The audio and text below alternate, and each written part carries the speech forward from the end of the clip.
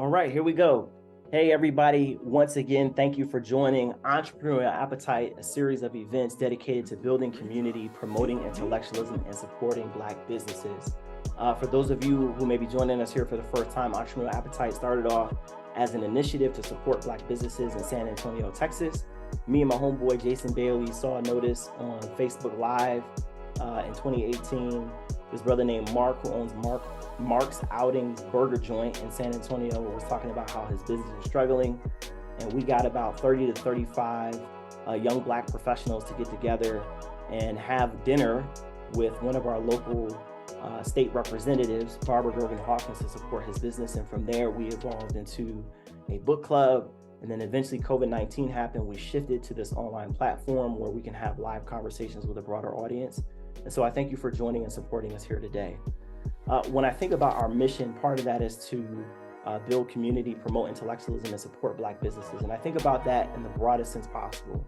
To me, Black businesses are in a lot of ways Black institutions as a whole. And so part of what you all gave to support this conversation this evening, and part of what the patrons who support Entrepreneurial Appetite on a regular basis, what they give goes to support an endowment that I started in my alma mater, North Carolina Agricultural and Technical State University, called the From A&T to PhD Endowed Scholarship. And I want to give a shout out to the future Dr. Brittany Patrick and Dr. Terrell Morton, who collaborated with me on that effort. And so I think that effort rings true today for our conversation as we're supporting Talladega College. Half of what was given to support this conversation is going to go to support Talladega College. And also want to make you all aware of the African Americans in Sport Pod class. You've heard me mention before that I am part of a rich academic family. And so two of my academic brothers, Dr. Alvin Logan and Dr. Brandon Crooms, turned a course that we studied under Dr. Lewis Harrison at the University of Texas at Austin and turned it into our own thing and called it the African Americans in Sport Pod class. So we took the content from our class, made it accessible to our students, but also made it accessible to a wider audience. And so for all of you who are podcast listeners out there, be sure to join those interesting discussions about the broad experiences of African Americans in sport. And again, as I said, we do have regular patrons. And as a member of the founding 55 patrons of Entrepreneurial Appetite, you'll get access to our live conversations every month, but you'll also get access to bonus content and access to early releases of our podcast. And so we'll talk a little bit more about that as the conversation goes on in the end. But for now, I want to take the time and really introduce you to two brothers who have had a significant impact on my life. The first is our featured guest, Dr. Gregory Vincent, who is the president of Talladega College. And the second is Dr. Anthony Heaven, a vice president with Graham Pelton, where he helps universities with their fundraising strategies and success. Before I hand over to Anthony, I'm thinking about a conversation that I pre-recorded with Tyrone McKinley Freeman, who is an expert in philanthropy in Black communities. And he wrote this book about Madam C.J. Walker and how the way that she lived her life exuded a philanthropic spirit. She wasn't someone who was rich or wealthy who waited until the end of her life to give all her wealth away.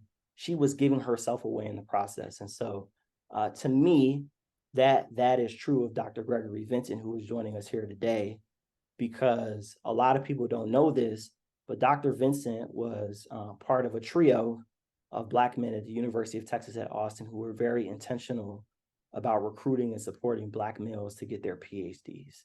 And so in addition to his own philanthropy, he has lived the life of a philanthropist by pouring into other people.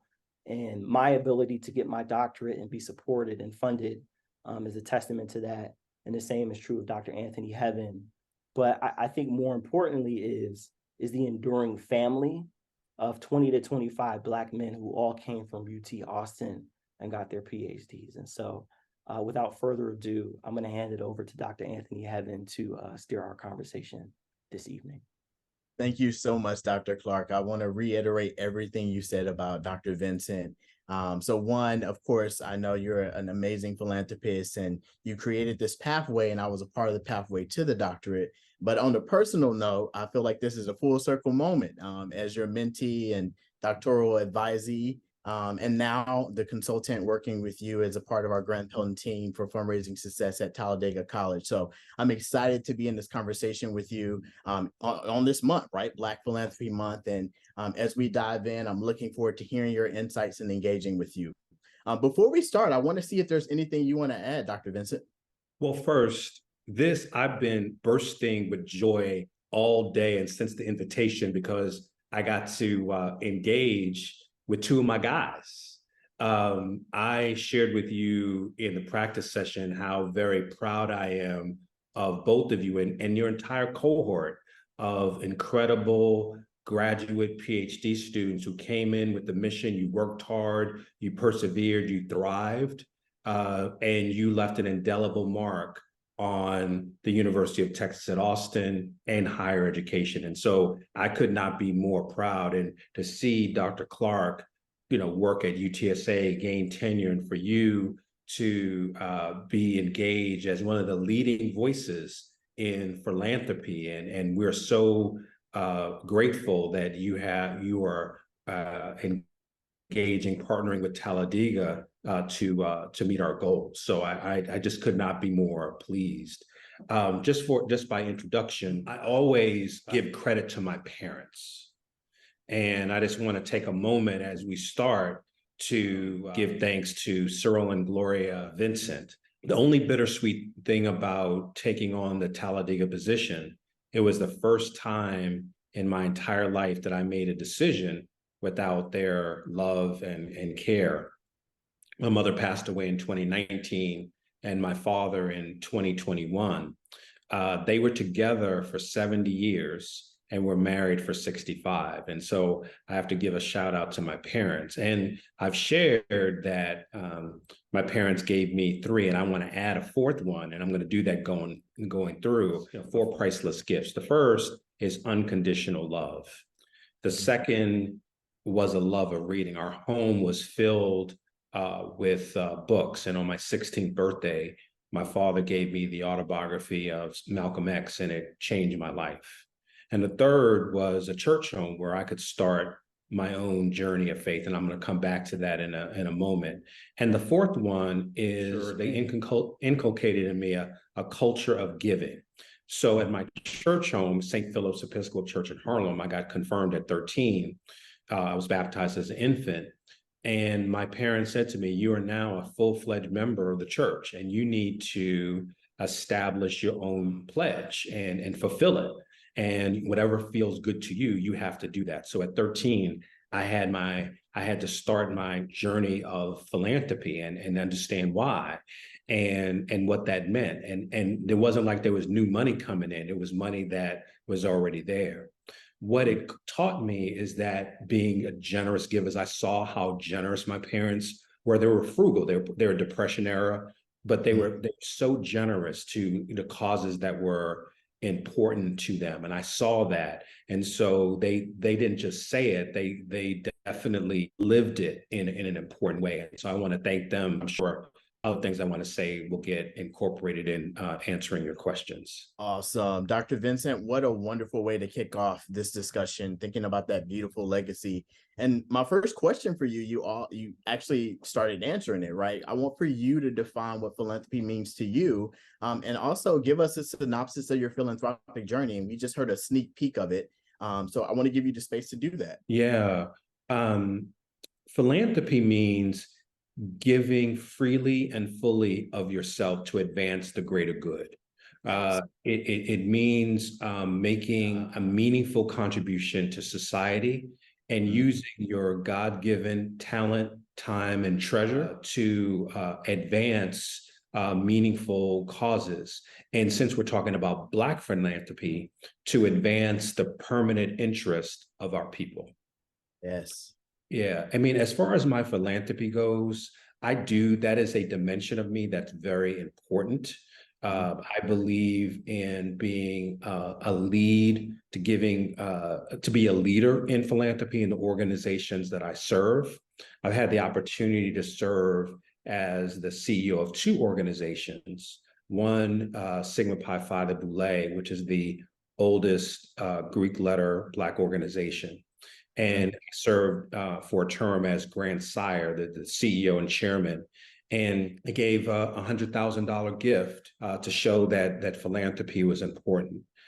Kim and I made a similar gift, $100,000, to Talladega, again, to show that we are making Talladega a philanthropic priority. I've had the opportunity to go to 4 great institutions: Bronx High School of Science, Hobart and William Smith Colleges, the Ohio State University, and the University of Pennsylvania. And I'm excited to share that I'm a lead donor at all 4 institutions. That is amazing, Dr. Vincent. And I love that you added the piece about our community into your answer about philanthropy. And I want to dive in. I know we're about to have a great discussion. And so in light of the Supreme Court ruling, I went to an HBCU, Stillman College, and UT Austin, right? So that dual kind of educational experience. And we're seeing the Supreme Court ruling, this anti-DEI legislation being proposed across the country. As a leader who built a premier DEI division, DDCE, at UT Austin, and that is now the president of a HBCU, of course, Talladega College. What is your perspective on these challenges and how we talk about the work of HBCUs and all organizations serving marginalized communities? What is your perspective on that? Yeah, a couple of points. First, I didn't get a chance to fully brag on you, Dr. Heaven. You mentioned UT Austin. Of course, you were the student body president at Stillman, and I will tell you that your name and legacy just rings out. And just I will tell you, being not far from Stillman, and they will tell you they love you there. So just know that. And just as a testament to your outstanding preparation, of course, you came to us as a master's student, did a great job as a master's student, and you were the first PhD student that we admitted without any full-time experience, because we felt you had the maturity to take on that doctoral work, and you, of course, proved us right. So I wanted to get that shout out in. I mean, as you all know, in addition to being an academic leader, I've also served as a professor, so both in the law school and the College of Education, and held the W.K. Kellogg professorship at UT Austin. I had one of the honors of my career to serve as the spokesperson for the University of Texas in the Fisher versus the University of Texas case, where we were able to successfully argue that race could be used as one factor among many in achieving diversity in a college class, and whether it was the University of Texas, Harvard, University of Michigan, we were able to successfully argue that case. That culminated in that was a culmination of a long line of cases going back to 1978 and the Bakke decision. And we, as you know, you were in my class, we kind of traced that history of affirmative action from Bakke in 1978, up through the Fisher decision. And what I'll tell you is that affirmative action was and is a modest yet effective action to provide access to elite higher education. It won't surprise you that this started during the civil rights movement, and there was great deals of protest, both on college campuses. I would encourage people to read Dr. Eddie Cole's book about Black protests on college campuses, and talked about the struggle of that. And one of the most provocative scenes as a bunch of brothers and sisters taking over the administration building at Cornell University in 1968. And so, in my opinion, this was a result of student protests. This was a result of the civil rights movement, civil rights legislation to provide access. Because the reality is, and there's been some recent reports from Forbes and others, that access to elite schools matter. Disproportionate number of persons, virtually all on the Supreme Court, the disproportionate number of CEOs, professionals go to elite schools. I'll be blunt. I think my career accelerated having gone to the University of Pennsylvania, right? Certainly yours at the University of Texas, right? So there's no question that it makes a difference. And so this access becomes very important. So what has changed? What changed from 2016 to 2023. I mean, it's a simple public policy, political adage that elections have consequences. Mm-hmm. And then let me just be very clear that 5 of the 9 justices that currently sit on the Supreme Court were nominated, and confirmed by presidents, 2 with President Bush 2, and the other was in the previous administration, lost the popular vote. So they were appointed by judges, by presidents who lost the popular vote. So 5 out of 9, right? Mm-hmm. The second thing is that they were confirmed by a majority of senators that represent a minority of the US population. Mm-hmm. So we have to really begin thinking about the Electoral College and the fact that elections have consequences. So in my opinion, the only thing that really changed was the composition of the US Supreme Court. We also saw in the Dobbs decision with reproductive rights. The previous president made it very clear that he was going to appoint conservative judges that were going to overrule things like reproductive rights and affirmative action. And they, at the lower court level, and certainly at the Supreme Court, they did just that. Mm-hmm. And so that, to me, is really the biggest difference. I would also say, though, and again, not to brag on the University of Texas, I really think we had a very, very strong, compelling case to show that race was one of several factors. And as you will know, I also was part of the legal team that developed a strategy. And one of the things that we argued was that we faithfully followed the law. And this was a statistic that we really wanted to direct at Justice Kennedy, who wrote the majority opinion. There were 143 white students who were admitted to the University of Texas who had scores lower than Abigail Fisher. Mm-hmm. And there were 89 Black students and Latino students that had higher scores than Abigail Fisher that were denied.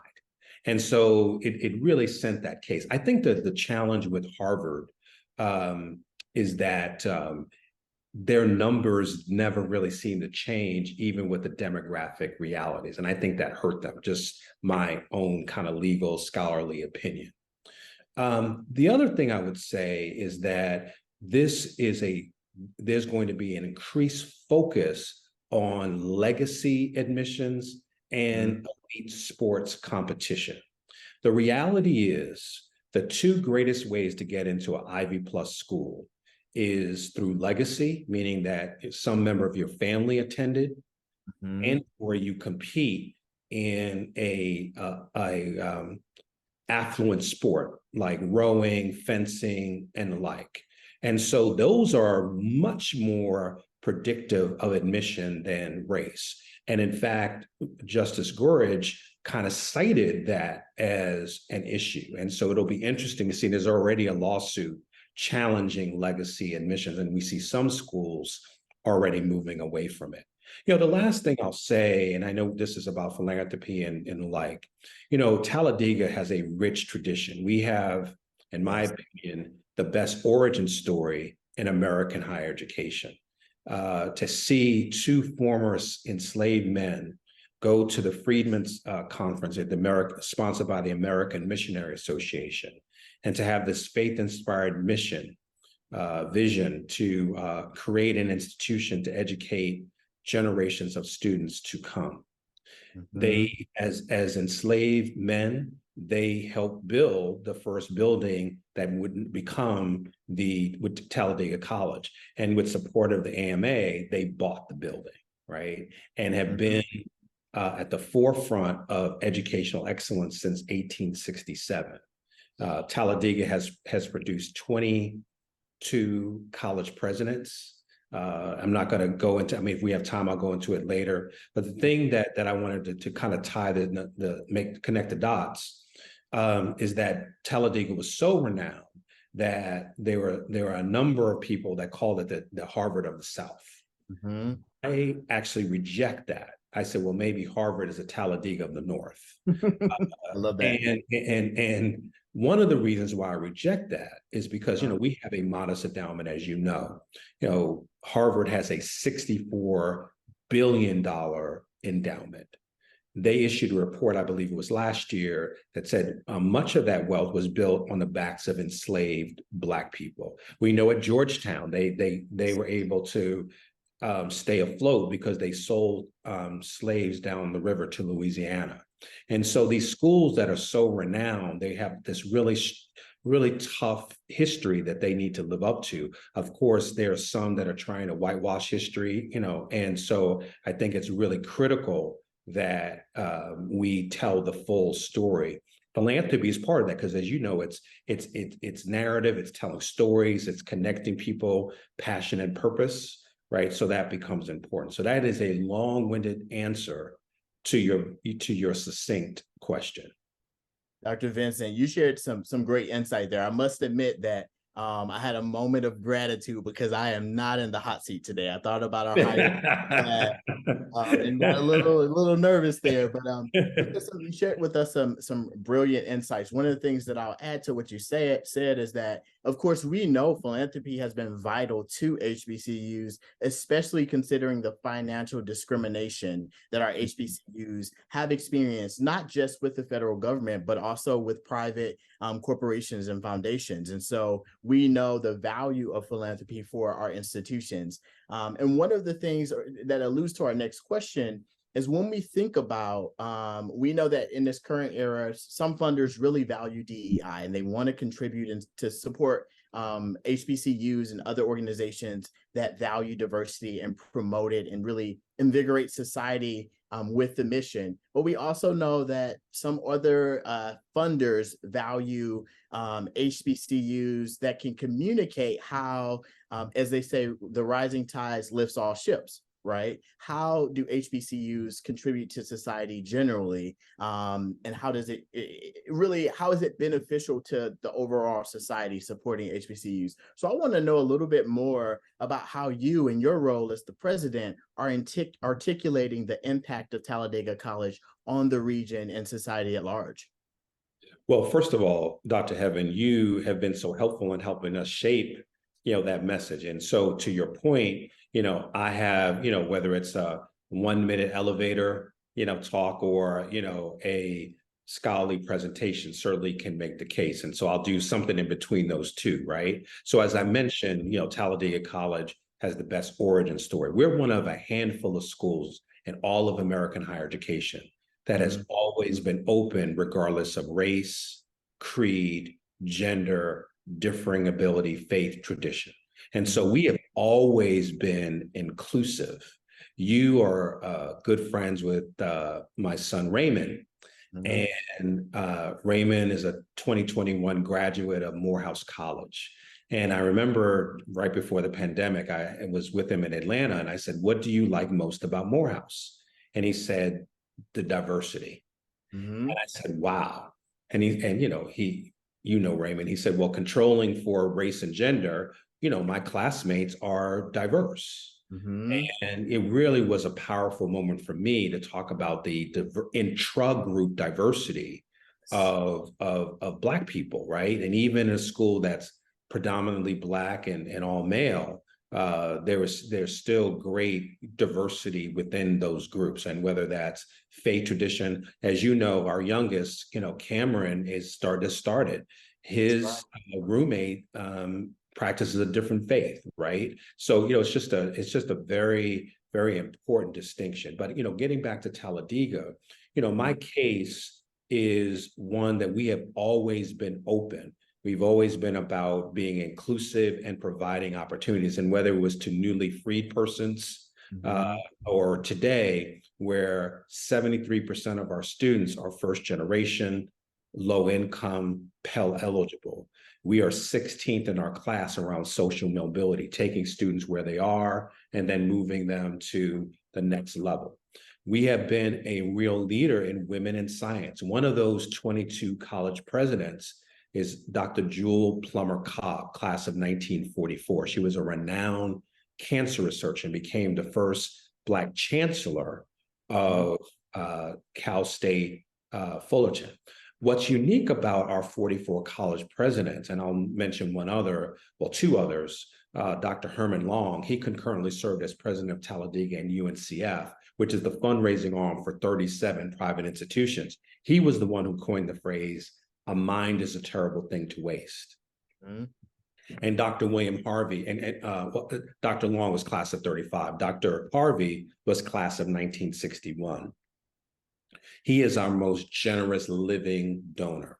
So in all three cases, these persons have given their time, talent, and treasure and serve as leaders in our philanthropic efforts. And so they even while leading other institutions, they have given back. Because of the generosity of Dr. Joel Plummer Cobb, we've named both our honors program and our first inaugural chair in excellence, academic excellence after her. So again, that generosity has paid off.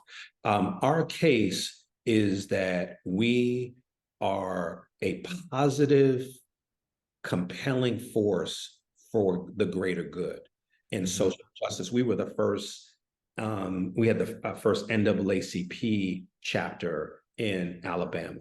One of our great alums, Arthur Shores, partnered with Thurgood Marshall to advance justice, was the lead counsel in desegregating the University of Alabama. We have educators. One of the great publishers in American history are John and Eunice Walker Johnson. Eunice Walker Johnson is a class of 1935, and she was instrumental, as you know, in establishing Jet and Ebony. In fact, I don't know of a family in my neighborhood didn't have either Jet and or Ebony on their table. And so we've produced these incredible people that have made just an indelible mark on society. And so Talladega today isn't proudly historically Black college and university, but we open our doors to all, and whether it's from the motherland, whether it's from Europe, whether it's from South America, the Caribbean, we are open to all, and we're about educational excellence and living up to the faith-inspired mission of our founders. Hey everyone, thank you again for your support of Entrepreneurial Appetite. Beginning this season, we are inviting our listeners to support the show through our Patreon website. The founding 55 patrons will get live access to our monthly discussions for only $5 a month. Your support will help us hire an intern or freelancer to help with the production of the show. Of course, you can also support us by giving us 5 stars, leaving a positive comment, or sharing the show with a few friends. Thank you for your continued support. That is a wonderful explanation, Dr. Vincent, and something you said really resonated with me, because I've been thinking as of lately how much of the HBCU playbook that predominantly white institutions can learn from in terms of inclusion, in terms of academic success. I remember when I was a student at Stillman College, intrusive advising was just the way they did advising, right? It wasn't something special. It wasn't a part of a student success initiative. It was just the way we operated. And we know that there are HBCUs that have increasingly welcomed other populations of students. A great example is in Austin, Texas. There's a growing population of Latinx students at HT, et cetera. And so in a lot of ways, predominantly white institutions, in light of the Supreme Court decision and this anti-DEI legislation that we're seeing across the nation, can learn from us. Do you agree that that's an accurate assessment? I wholeheartedly agree with that. You know, almost 10% of our student population is Latino, Hispanic. So, you know, that's something. And the thing I like, Dr. Heaven, is that it happens organically, right? So I feel that there are students that are very interested and committed to coming to Talladega. You know, as you know, because you were so involved with it, one of my biggest assignments at the University of Texas was to establish the Longhorn Center for Academic Excellence. and we had about 600 to 700 students, predominantly first generation, low income. One of the interesting things, as you know, those Longhorn scholars were not all Black, and they were not all Latinx, right? There were a lot of students that came from different, backgrounds, right? So it was a very diverse group.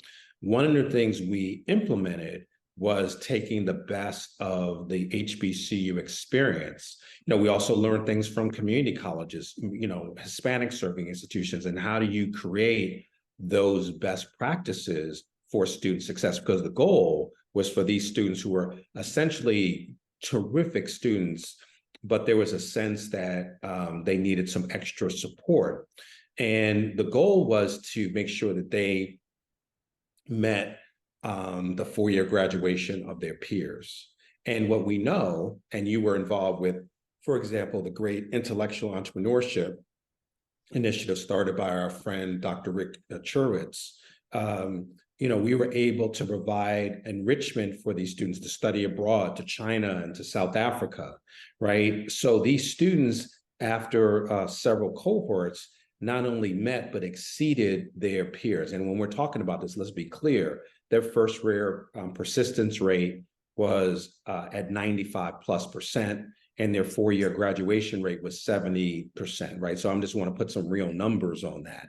And, and implementing that HBCU culture, that experience, is something that's really important. And the thing you kind of hit on it, the thing that I'm so impressed with my faculty and my staff is that they're not in it for the money. They're not in it for the fame. They're because they love these students, and they take great care in reaching out to these students, and they're here because that's where they want to be. We have a number of faculty, a number of staff who could be anywhere, and they choose to be at Talladega. And I take that very seriously, and it's my job to make sure that they have the resources that they need, and that's where philanthropy comes in. Yes, and I echo what you said about LCAE. I remember students who weren't even officially enrolled in any of our or involved in any of our programs would come and hang out at the center because they felt like it was a place of inclusion, right? Absolutely. To feel supported by the staff. Well, another dear friend of yours, and as you know, since I pay for their tuition, I shamelessly use my children and examples. Of course. So Greg, right? So my son, who went to UT Austin, he was not in the program, but boy, you would have thought he was, because he was, around there all the time. That's right. That's right. So, in that same vein, as we think about philanthropists, one of the things Dr. Clark and we talked about a couple of weeks ago is the fact that HBCUs, when we're cultivating those corporate relationships, the longstanding businesses and corporations are the ones that we more readily partner with. But how do you see younger, and especially as we think about Black-owned businesses and younger philanthropists partnering with HBCUs, and how can we remove some of those barriers to those partnerships in order for those younger alums and those younger philanthropists to support their institutions in a meaningful way? Now, Dr. Heaven, my background. I grew up in New York City. I grew up, growing up as a teenager, is the start of hip hop, right? And that, that's a big part of my culture, right? So, no presentation is complete without me at least quoting a little bit of hip hop. So let me go to the prophet Jay-Z, and he talks about he's not a businessman, he's a businessman. And what I appreciate is that what I see in young people is this incredible spirit of entrepreneurship. During my father's generation, as you know, my father was an electrical engineer, and he worked his way up into the executive ranks. He had 3 employers. He worked with Uncle Sam. He, for several years, worked as an engineer with General Electric, and then for the balance of his career, served with the New York City Transit Authority. He got the pension, all that. Young folks ain't trying to do that, right? They might have 3 jobs in a year. So that's a whole different, world, a different, mindset. And so what we need to do is cultivate that. The other thing is that we have to stop making assumptions about who can give. And I'll give you an example that I believe I've shared with you before. So at the University of Texas, we decentralized philanthropy. So vice presidents like myself and deans, we had our own portfolios as part of that $1 billion campaign.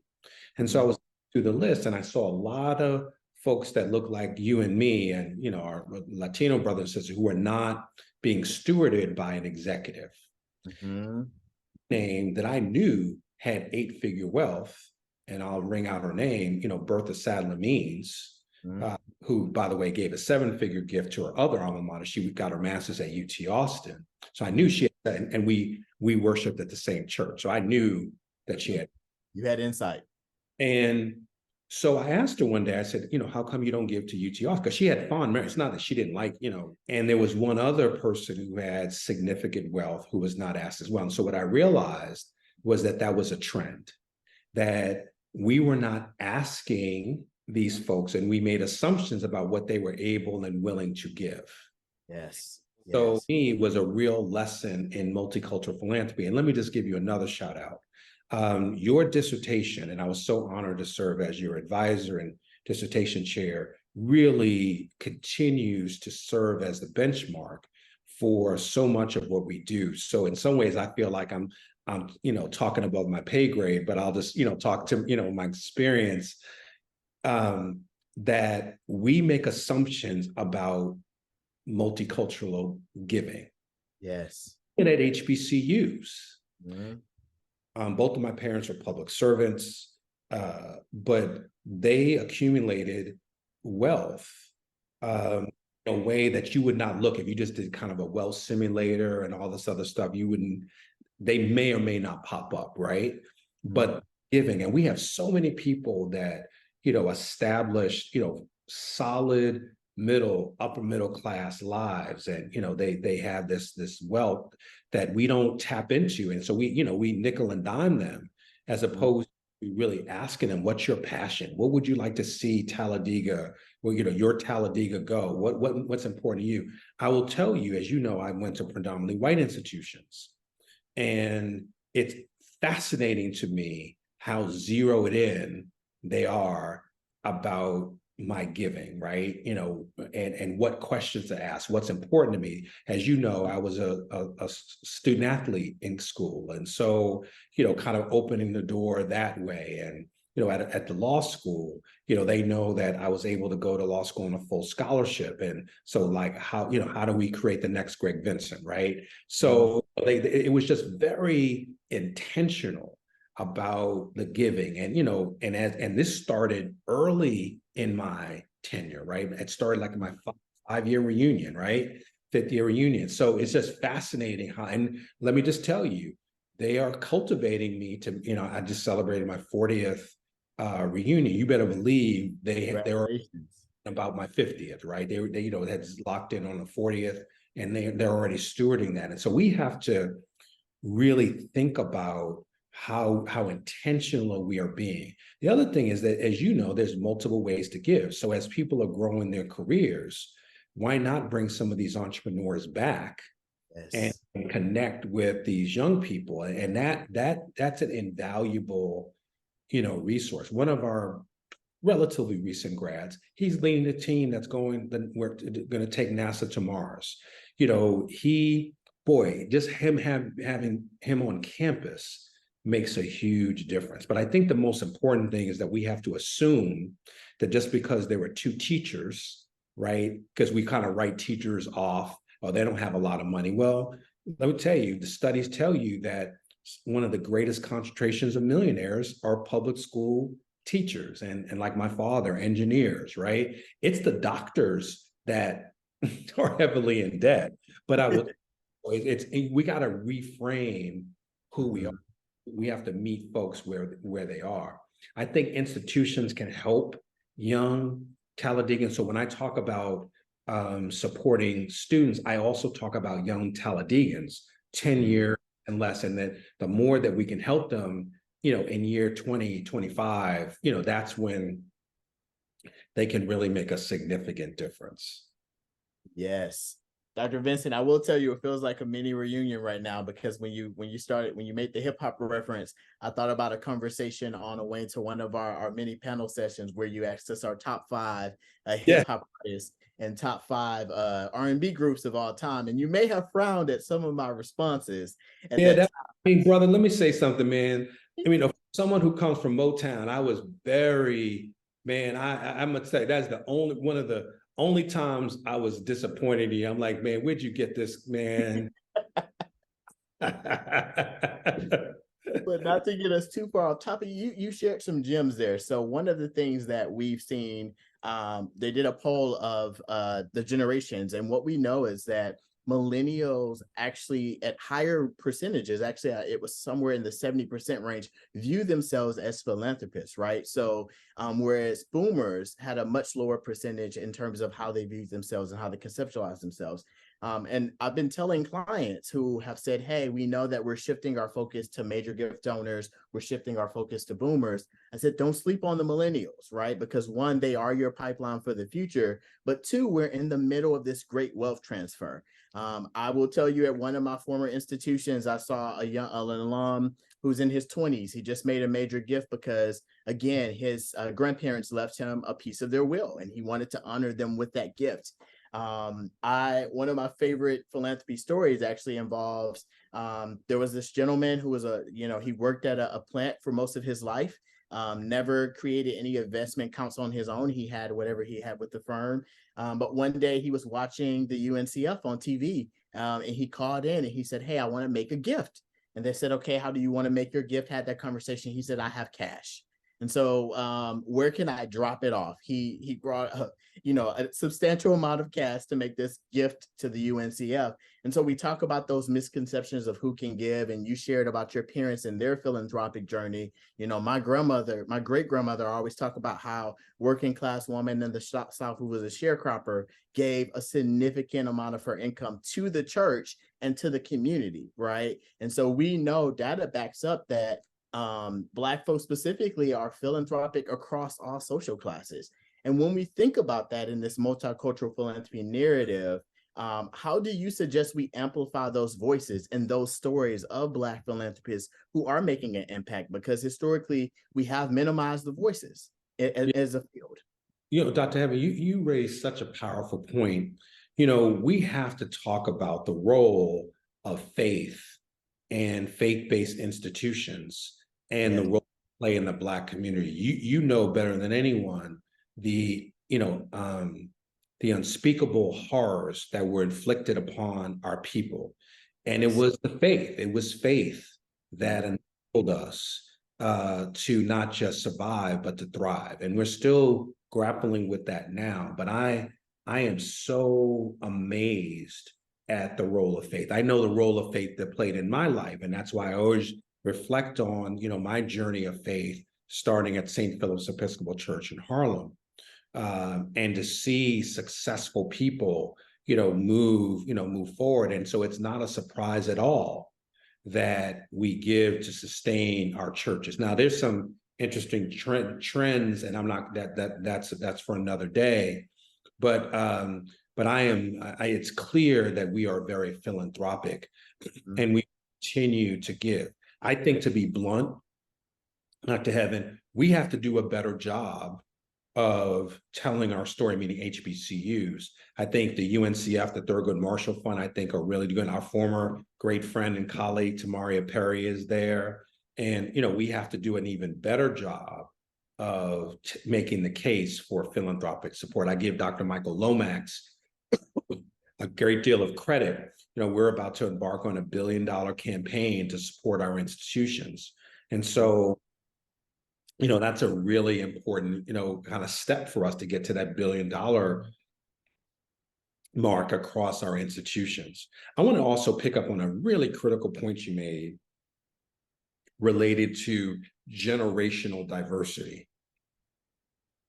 In a number of institutions, let's take higher education, you might have 5 and maybe even 6 generations of persons in the workplace, and they have very different views of work, the meaning of work, what you should put into work. It's fascinating to me. And some of the most interesting conflicts I had in the workplace were generational. Yes. And the role of young people, you know, I'm not telling too much of Greg's business, but Greg works so that he can be an entrepreneur, right? So to build the capital so he can do what he wants to do. And then, since we're, using children, another good friend of yours, Camille, who's my daughter, class of 2014 at Spelman, she's been given since 2014. And I give Spelman a great deal of credit for developing a culture of giving starting really early on. And they asked their alumni, to give $20.14 to match their class. Because what and what we know is that if you get people to give on a year in, year out basis, they're more willing to sustain that giving. And as Spelman just finished up a $339 million campaign, right? And other examples as well. And so there are great examples. Shaw, through their annual day of giving, raised $1 million in their third year of that effort. And so there's great examples of success. Yes, Dr. Vincent. And I want to hone in on something you just said. When we think about, you mentioned earlier your lovely wife, Kim, and your philanthropy. When we think about the nature of generational philanthropy and how we impart those values into our kids, I will tell you that my granddad, I'm ashamed to admit this, but I think Stillman knows at this point, right when I graduated, I may or may not have given them the address to my grandparents' house so that they can find me those first couple years after graduating from undergrad. But they sent a solicitation to my grandparents' house, and my granddad gave, and I didn't find out until years later. So he told me that, you seem to have had a good experience at Stillman, and they asked for funding, and I wanted to support you in that way. What is the value of having that generational approach to fundraising, but also having a family-oriented approach? I know that in a lot of ways we look at white-centered philanthropy, it centers around the white man, right? But in a lot of people of color in our households, we make collaborative philanthropic decisions. What a phenomenal point. So let me hit on a couple of great points. Mm-hmm. One of the things that it didn't occur to me initially, so I want to be clear that this is not something I went into the door with. I'm very impressed with Morehouse and other institutions. We need to have a parent, and I say parent and family council. Some of the greatest gifts, and I saw this at Hobart and William Smith, were from parents who did not attend the institution and grandparents. Mm-hmm. I mean, transformational gifts. And so to your point, if your grandchild had a good experience, that's going to serve you well. And so that's something that we are now implementing at Talladega, to have a parent council, and Ms. April Clark, is going to help lead that effort. So I wanted to make that acknowledgement. The second thing that I would say, because I'm getting to a point where I'm thinking about, where do you want and how do you want to leave your legacy, right? What does that mean? What does that look like? And, you become reflective, right? Of, what matters to you, what's important, how you want to not just impact this current generation, but generations to come. Yes. That's why for me, Talladega has set this incredible legacy, because these two men, formerly enslaved men, put everything they had and built on their faith, and we have this institution that's over a century and a half old. I think about some of our enduring Black organizations. You are a Sigma, I happen to be an Alpha. Think about the young men. They were young, right? Young men, college students, right? And they established these incredible organizations that are now over a century-year old. I call them these genius moments, right? These moments where people had the courage, the faith, the tenacity, right, to come together. What we know is that young people have been driving us for so, long. We see photos of Harriet Tubman and Frederick Douglass, in their older, days, John Lewis, these were young people. Dr. King was 29 years old, right? I mean, it's just incredible to tell, we got to tell these stories, we kind of forget that much of this is a young person's movement. And so for what I need to do, kind of where I'm in my station at this point, is encourage young people, which is why I'm exactly where I need to be to energize, support, develop, these young people and, develop them emotionally, spiritually, physically, so that they can, lead a life of consequence and fulfill their God-given ability. We reinstituted chapel. So we had our first chapel, and our great dean of the chapel, young 31, Reverend Cameron Thomas, he read from Jeremiah 1, right? And talked about, he knew us even before we were formed in the womb, right? And so there's this power in, enthusiastically engaging our faith. And I don't mean, in imposing organized religion, but there's something in you to say. And so many of the people that I admire, they talk about those moments. They talk about, how, they relied on their faith to move us forward. And I think that's what I see in our young people. That's what they're looking for. And it's our job, my job, to make sure that they have the resources. We clear the deck, right, for them. Right. And, they can flourish. That's right. So before we turn it over to the audience for questions, I have one final question for you. I feel like this is my opportunity to put you on the spot with a random question. So going back to Jeremiah, when we think about the next generation of HBCU leaders who are called to those positions, and we know, again, going back to something that we talked about at the start of the session, it is imperative for them to be philanthropic leaders and to be fundraisers, and folks who articulate the mission and the vision in such a way that is impactful. We know that campaigns keep getting larger across higher education. And fundraising isn't just about presenting this laundry list of course, priorities or ideas, but it's about having those big ideas that catalyze and inspire people for a larger vision. So from your perspective in your seat, you believe in mentorship. I'm a testament of that. We had Amory and as Dr. Clark mentioned earlier, this pipeline, this family of African-American men who are still supportive of each other. What would be your insights when you think about philanthropy and how to be a philanthropic president, a fundraising leader as a president? What would be your key pieces of advice for that next generation of HBCU leaders who are emerging? Yeah, I am so grateful for the opportunity to serve as the 21st president of Talladega College. I believe one of the reasons that I was selected is that I have a proven track record of philanthropy. Mm-hmm. And that was developed across, throughout my career, but really crystallized at the University of Texas at Austin. And as I mentioned earlier, President Powerx kind of decentralized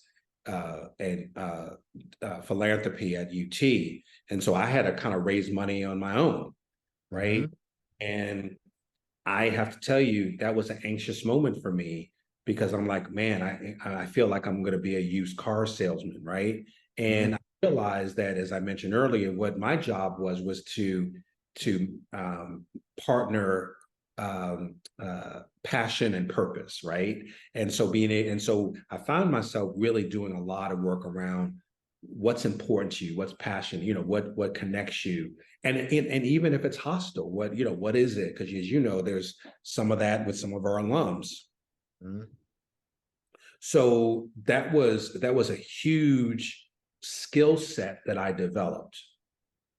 I felt for me, it was like I was thrown into the deep end, right? And I had to learn to swim. Now I knew I had some great support, but the reality is I kind of had to learn it on the job. And then, obviously we were able to hire some, really talented people, including you, and we were able to kind of move forward.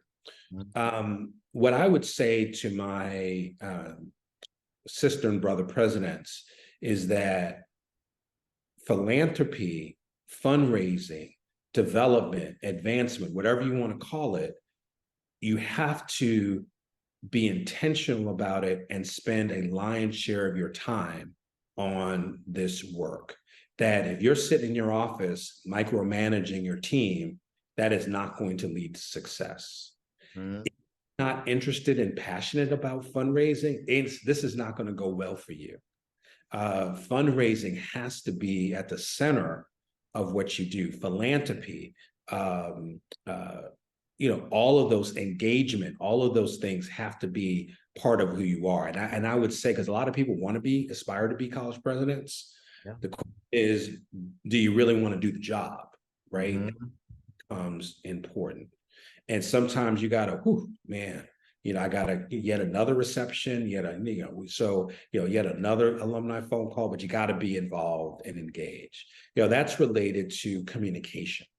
And to me, communication is to be able to effectively, connect with different constituent groups. I tell my team all the time, we have 10, 12, 15 constituent groups and even subgroups within that constituent group, right? So take alumni, right? Alumni are not monolithic, right? So you got to work on that. Donors, if you work at a public institution, the legislature, right? We've seen how that's been so disruptive, right? Your faculty, your staff, your students, right? So you have to be able to effectively connect and steward those relationships. And that's a really critical word, concept, stewardship, right?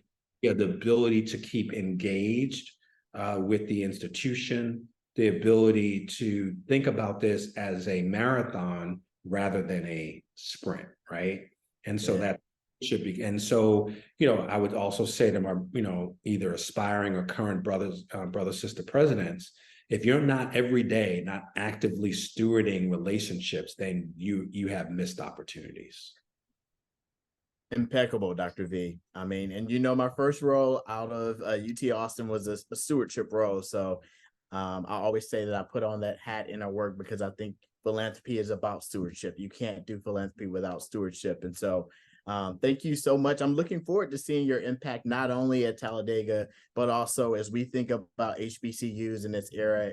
The importance of HBCUs continue to be reiterated. I think we're seeing a momentum within HBCUs, and I'm looking forward to seeing all the ships rise. Dr. Clark, I know we want to open it up for questions, and I know you probably had the first question, and I'm excited to hear it. He looks so excited to ask this question. Oh, yeah. Yeah, I am. I am. Hey, brother, let me before you ask the question, I know I bragged on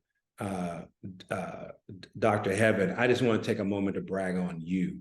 I was like your biggest cheerleader when you successfully went up for tenure, but you did it your way. I mean, you followed your passion. You never deviated from the day I met you to today. You have fulfilled your academic mission, your passion, and I just could not be more proud of you, brother. Thank you. I appreciate that. Listen, Anthony knows I be crying and stuff, so don't judge me, Anthony, if I bust out a little bit. So I will never forget. Dr. Vincent, you had mentioned that you had been CEO and chairman of Sigma Pi Phi, and so we had several opportunities to sit on panel discussions for the blueprint for Black male success in higher education, redefining Black male success. And so that was one of the campaigns, I think, that came out of the experience that you, Leonard, and Lewis were creating for us at UT Austin. And I remember at one of those panel discussions, you said, Langston Clark, the future of HBCUs. That is like an indelible moment for me that I internalized in a very positive way and has shaped how I think about myself as an alumnus of North Carolina A&T and as someone who is a philanthropist in a community of philanthropists supporting my beloved alma mater. So that is something that stood out to me.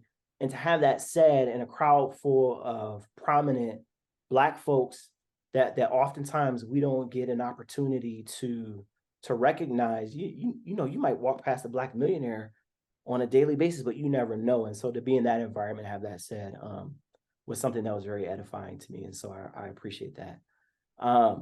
So during one of those panel discussions, you threw this curveball question that I was ready for. And me and Anthony were talking about this because in the law and higher education class, I think it is, I wasn't a higher ed student, but you're known for this.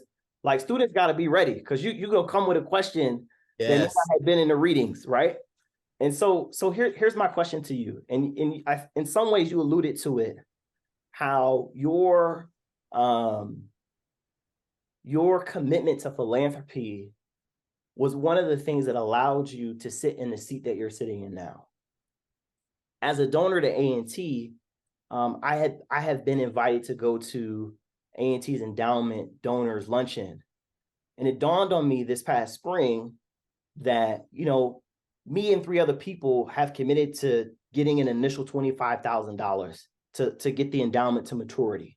Like, I'm not giving hundreds of thousands of dollars, right?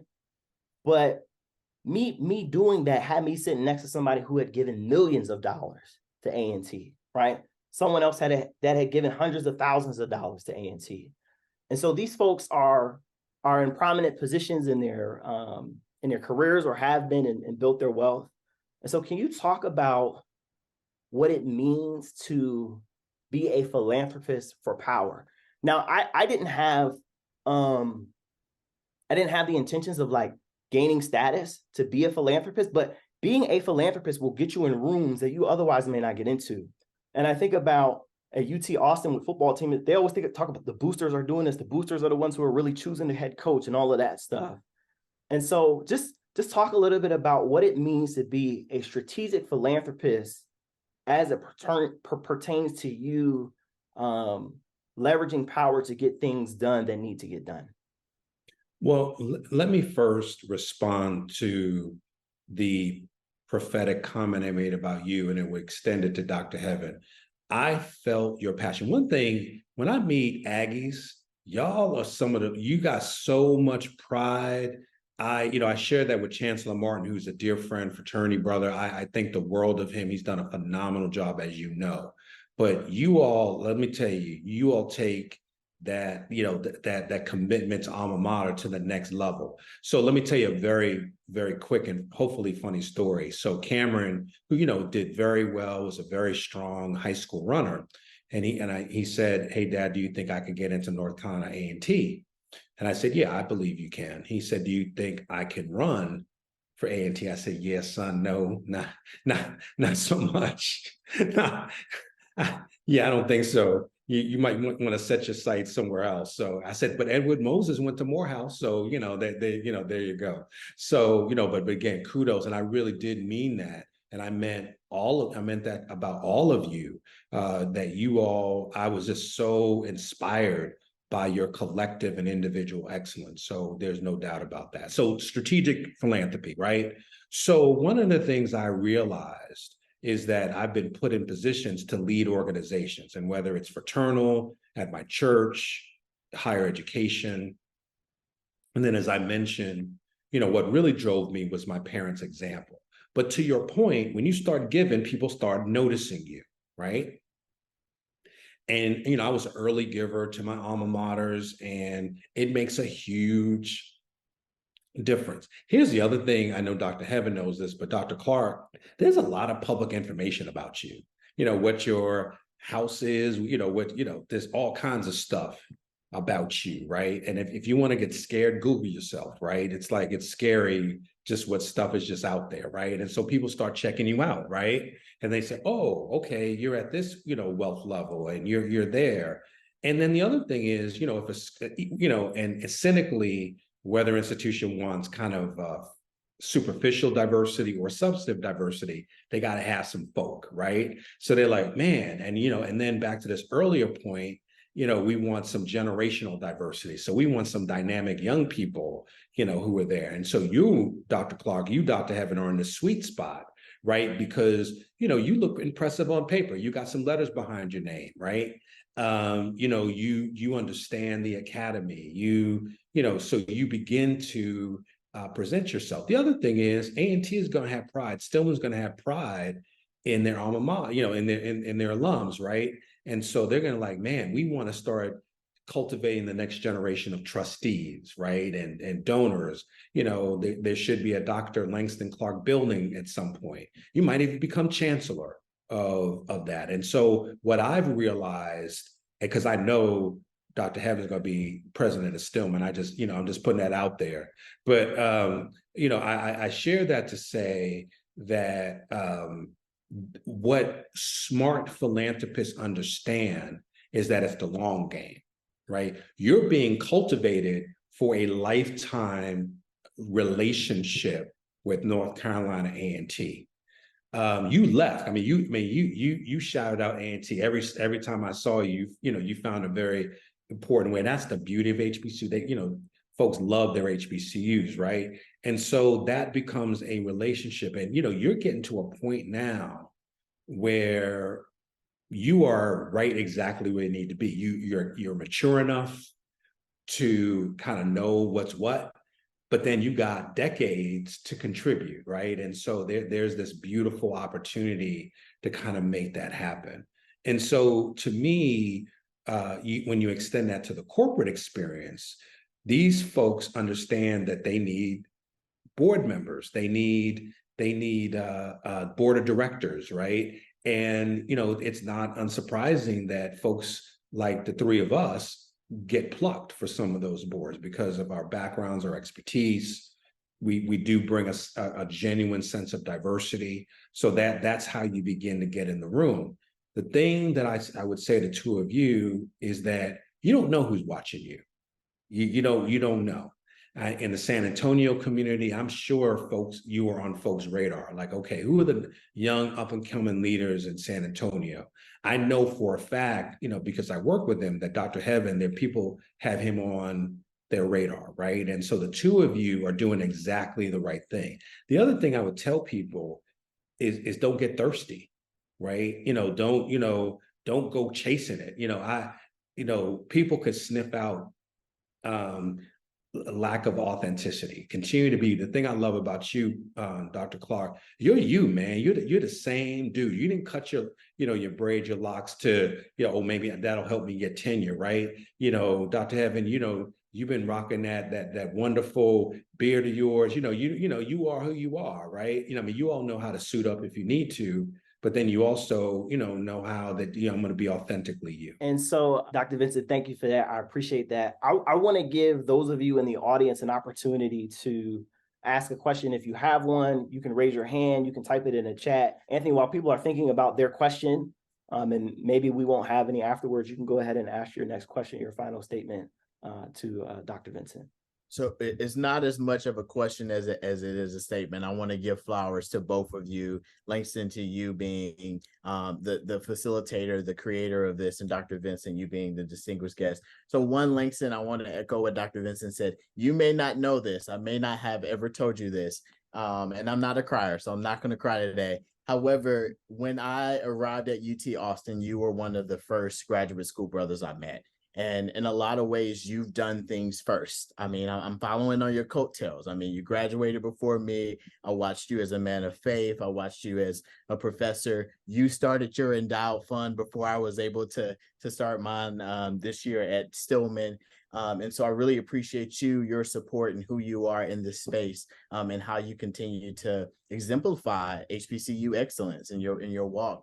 And of course, Dr. Vincent, as I echo everything Langston said, Dr. Clark said, you have been amazing in your mentorship, and a lot of, I know we call it the board of my life. A lot of the folks on the board are as a result of your mentorship and the people that I was connected with, through our time with the Boulay, through our time at UT Austin, with the advancement team. And so I'm eternally grateful. And I will tell you, every time I talk to Brother Paul Griffin, he's like, have you talked to Dr. Vincent? Have you talked to Dr. Vincent? So I'm really grateful for both of you all. This has been kind of like soul food in a lot of ways for me. So thank you. Well, brother, thank you so much. And I had a chance to see Brother Gifford a month or so ago, and he's a dear friend and a great leader, former president of Phi Beta Sigma, and just a member of the Boule, dear friend. But let me just say two other things before I let you all go. I can't tell you how faith will continue to sustain you, because you know there are going to be a lot of ups and there are going to be challenges, right? Valleys, right? And your faith is going to sustain you through those times, and you can't lose who you are. And you know, one of the things you got to do is, you know, be like a Swiss watch. You know, you just got to be consistent, right? And you know, faith is such a huge part of what we do. And then the last piece, we've alluded to it, but I just want to hammer this home. It's about brotherhood. You know, we're talking, you know, that, you know, I count you all as brothers, peers, you know, and then of course, you know, we have to connect with our beautiful sisters, right? Even while they do their thing, we got to come together, right? That becomes critical.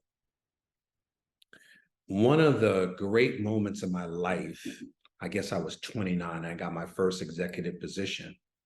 My relationship with my father changed.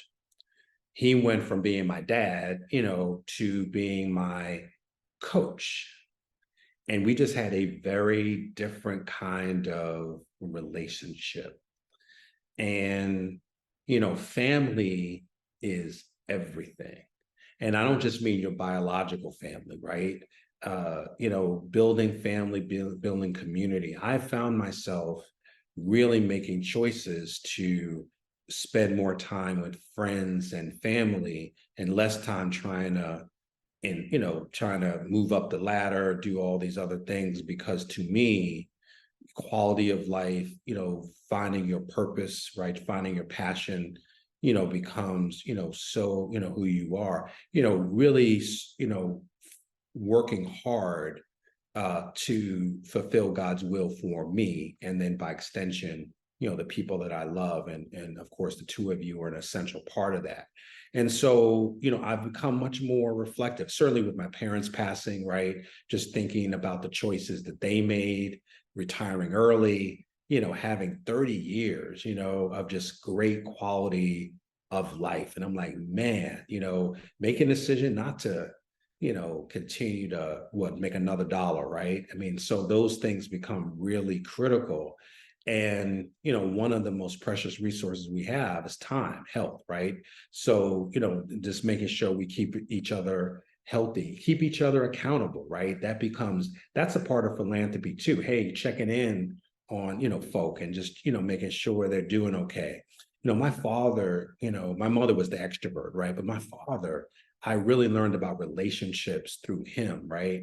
And so this whole notion of picking up the phone, you know, not for anything, not because you need something, but just how you doing? You know, I remember my mother, she got a phone call. I was one who picked up the phone. That was a landline back in the day, and giving it to my mother. And they started on this 2-hour conversation. They hadn't talked to each other in 10, you know, for 10 years, but they picked up like it was yesterday, right? So, you know, fulfilling those relationships are, you know, just so absolutely critical. Brothers, I love you both. I am so grateful for this opportunity.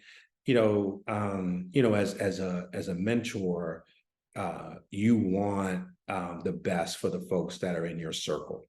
And I just could not ask for that, because you all are living your passion and your purpose. And so keep doing what you're doing. And it's just been great. Dr. Clark, my brother, you can call on me anytime, you know that. And Dr. Heaven, I continue to look forward to working with you. Dr. Vincent, thank you. I appreciate you coming in today. I know your schedule was busy. Just thank you for the kind words and the encouragement and the support that you've given both me and Anthony throughout the years.